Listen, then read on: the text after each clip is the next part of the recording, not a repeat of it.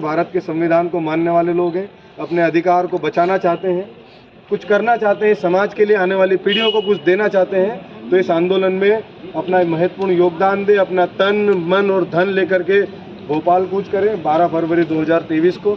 और इस देश में बैठी हुई सत्ता में जो गणुवादी लोग हैं उनके खिलाफ ये आंदोलन है। उनके खिलाफ भी इसीलिए है क्योंकि वो हम लोगों को षड्यंत्र करके इस देश के संविधान को बदलने का प्रयास कर रहे हैं। 100 से ज़्यादा बदलाव भारत के संविधान में, 200 से ज़्यादा बदलाव भारत के संविधान में इन लोगों ने कर दिए। और इस देश के लोगों को बताया जाता है, अभी हमसे भी कुछ दिन पहले कुछ लोग पूछ रहे थे कि भाई तुमको संविधान की जानकारी नहीं है, तो संविधान पढ़ाता कौन है? बस सरकार में बैठे हुए लोगों की ज़रूरत है, उनको करना चाहिए। भारत का संविधान पढ़ाया जाए, स्कूलों में भेजा जाए। हम जैसे लोग जो हम लोग इतना नहीं पढ़ पाए हैं उन लोगों के पास बताया जाए कि आपके कानून में, आपके भारत के संविधान में आपके अधिकार क्या है, आपकी कर्तव्य क्या है, वो बताया जाए। अभी मेरा देश में जो समाज है, जो इस देश को कहा जाता है कि भाई हमारा देश तो जो है वो क्या बोले उसको, विश्व गुरु बनेगा, तो मुझे लगता है कि बगैर शिक्षा के विश्व गुरु बनना नामुमकिन है। जा रहे हैं, आज देश में 1 लाख स्कूल बंद कर रहे हैं। इस देश में, मध्य प्रदेश में हम लोग देखेंगे तो हमारे ST SC OBC के भाई पढ़ते हैं सरकारी स्कूलों में। उन स्कूलों में शिक्षा का स्तर इतना निम्न कर दिया गया है कि बच्चा 8वीं तक जाता है वो फेल हो जाता है और 9वीं में पढ़ नहीं पाता है वो। तो बताओ कि जब हमारा समाज पढ़ेगा लिखेगा नहीं तो कहाँ से DM SP बनेगा, कहाँ से वो डॉक्टर इंजीनियर बनेगा, कहाँ से वकील और वो जज बनेगा, कहाँ से वो हमारा प्रतिनिधित्व करने के लिए इन ब्यूरोक्रेट्स विभागों में जाएगा? तो कहीं ना कहीं शिक्षा के खिलाफ ये षड्यंत्र किया जा रहा है। और अगर हम जैसे लोग मिलकर के इसके खिलाफ आंदोलन नहीं करेंगे तो भारत के संविधान को भी बदलने में देर नहीं। आपने देखा होगा कई RSS के ऐसे लोग हैं जो कहते हैं कि हम भारत के संविधान को बदलने वाले, हमने तो नया संविधान लिख करके रखा है। तो सोच लो कि वो संविधान वो हिंदू धर्म के हिसाब से बनाएंगे तो हिंदू धर्म में आप और हमारा स्थान कहाँ है? हमारा तो चरणों में स्थान है। फिर हम लोगों को आज जो नौकरियां मिली है, आज हम लोग काम कर रहे हैं, आज सम्मान से यहाँ खड़े होकर के अपनी बात कर रहे हो, क्या ये काम कर पाएंगे हम? हमारे बाप दादा पुरखों के पास जाएंगे, उनके सुनेंगे तो पता चलेगा कि चप्पलों पे हाथ में लेकर के सर पे रख करके चलना पड़ता था। तो उस व्यवस्था में जाकर के इस देश का संविधान बदलना चाहते हैं वो, और हम लोगों को भारत का संविधान जिंदा रखने के लिए संघर्ष करना पड़ेगा। ये लड़ाई पेट भरने की नहीं है। ये लड़ाई पेट भरने की होती तो बाबा साहब अम्बेडकर हमको आरक्षण में, नौकरियों में जाने का अधिकार, हम लोगों को प्रतिनिधित्व का अधिकार नहीं दे करके जाते। हम लोग पहले भी पेट भर करके, हमारे दादा पुरखे भी जिंदा रहे तो शायद आज लोग हम लोग भी जी रहे थे। लेकिन ये लड़ाई है मान सम्मान की, और मान सम्मान की लड़ाई में पेट चाहे 4 दिन भूखा रह जाए, लेकिन मान सम्मान में कोई कमी नहीं होना चाहिए। और ये लोग जो हमारा अपमान कर रहे हैं, हमारे समाज के लोगों को पीट रहे हैं, मार रहे हैं, उनको बहुत ज़्यादा प्रताड़ित कर रहे हैं, तो इसके खिलाफ ये आंदोलन है। अगर आप लोग इस ताकत को बढ़ाएंगे तो आज मुझे लगता है कि आप जितने लोग यहाँ खड़े हो अपने गाँव में जाएंगे, अपने गाँव में, अपने मोहल्लों में, अपने समाज के लोगों के बीच में जाकर के बताओ कि इस देश के संविधान को, इस देश में हम लोगों को जो अधिकार मिले हैं, उस आरक्षण की व्यवस्था को, एट्रोसिटी एक्ट जो कानून में हम लोगों को अलग से एक अधिकार मिला है, उस अधिकारों को खत्म करने के लिए जो षड्यंत्र कर रहे हैं उनके खिलाफ हमको भोपाल जाना है। तो गांव में से, हर गांव से कम 100 लोग, 50 लोग निकले।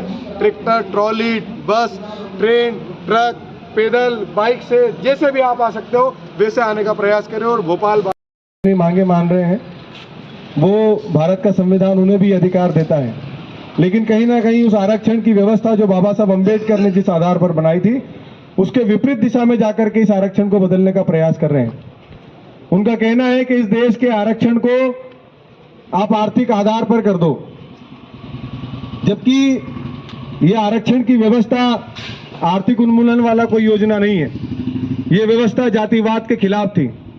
5000 सालों से जिस वर्ग विशेष को कभी अधिकार नहीं मिले, जिस वर्ग को कभी उठ करके खड़े होने का, सम्मान से बैठने का अधिकार नहीं मिला, उस वर्ग के कुछ लोगों को इस आरक्षण की व्यवस्था से इस देश में ST SC OBC और अल्पसंख्यक समुदाय के लोगों का प्रतिनिधित्व करने का मौका मिला। जो चाहते हैं कि कभी भी ST SC OBC का व्यक्ति बढ़ करके सम्मान के साथ में समानता से बैठ ना पाए, इसीलिए वो चाहते हैं कि इस व्यवस्था को आर्थिक आधार पर कर दिया जाए। यह आरक्षण की व्यवस्था इस देश में समानता का अधिकार देने के लिए थी।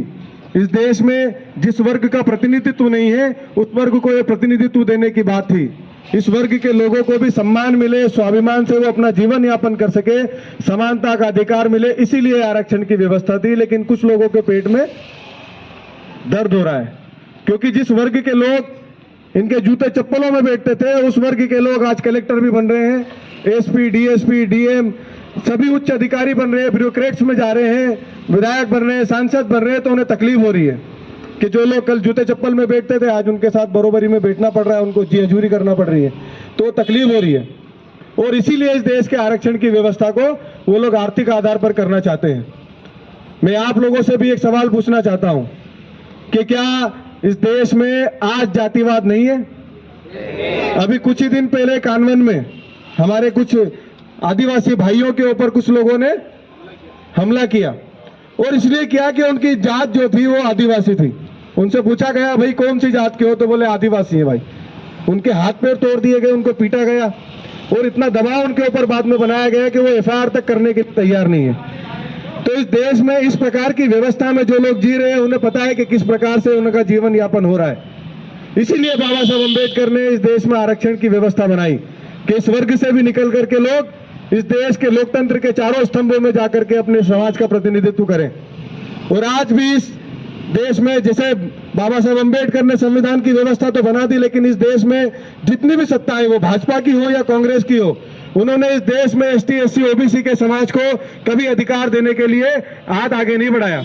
उस भारत देश के संविधान में, उस भारत देश के संविधान को भी पूर्ण रूप से लागू नहीं किया, उस आरक्षण को भी आज तक पूर्ण रूप से लागू नहीं किया। इसीलिए हमारा यह विरोध प्रदर्शन है। और मैं आप लोगों से भी एक आह्वान करना चाहता हूं कि अगर जिंदा हो तो 12 फरवरी 2023 को भोपाल में आकर के इस आरक्षण को बचाने, इस भारत के संविधान को बचाने, एट्रोसिटी एक्ट को बचाने के लिए जन आंदोलन में समर्पित मन से आ जाए और इस देश के आजादी में अपना महत्वपूर्ण योगदान दे। देखिए, देश आजाद जरूर है, लेकिन मैं नहीं समझता कि यहाँ का एसटी, एससी, ओबीसी अल्पसंख्यक समुदाय जो है आजाद है। वो आजादी से अपनी बात नहीं रख सकता, वो सम्मान से अपने गांव, अपने कस्बों, अपने मोहल्लों में रह नहीं सकता, क्योंकि वहां पर वो जातिवादी गुंडे जो अपने आप को सवर्ण कहते हैं वो इस वर्ग के लोगों को पीटते हैं, मारते हैं, प्रताड़ित करते हैं, उनका शोषण करते हैं, हमारी बहन बेटियों का बलात्कार करते हैं, और उसके बाद में उनको घर में जाकर के धमकाया जाता है, पीटा जाता है, मारा जाता है, और एफआईआर तक नहीं होने दी जाती है। कई बार ही हम लोगों को बताया कि एट्रोसिटी एक्ट में तो भाई जो है मसले जो आते हैं वो गलत आते हैं, ये एफआईआर जो है वो झूठी होती है। तो झूठी होने का कारण क्या है?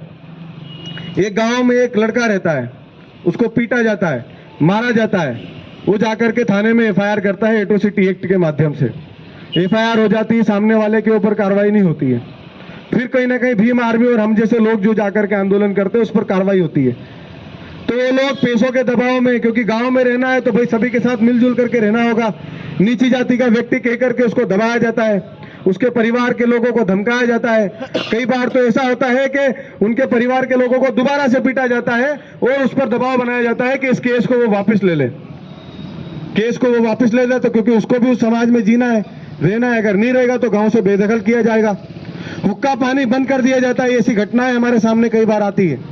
तो मुझे ऐसा लगता है कि वो लोग एट्रोसिटी एक्ट को इसलिए बदनाम करना चाहते हैं कि वही लोग दबाव बना करके उस केस में राजीनामा करवाते हैं हमारे लोगों के ऊपर दबाव बना करके, और फिर जाकर के आंदोलन करते हैं कि एट्रोसिटी एक्ट में तो हम लोगों के खिलाफ काम होता है। अरे साहब, आप किसी को पीटोगे नहीं, मारोगे नहीं, अपमानित नहीं करोगे, उसका शोषण नहीं करोगे, तो कौन हमारे समाज में इतना फुर्सत में है क्या कोई जो जाकर के एफआईआर कराएगा? तो कहीं ना कहीं ये दबाव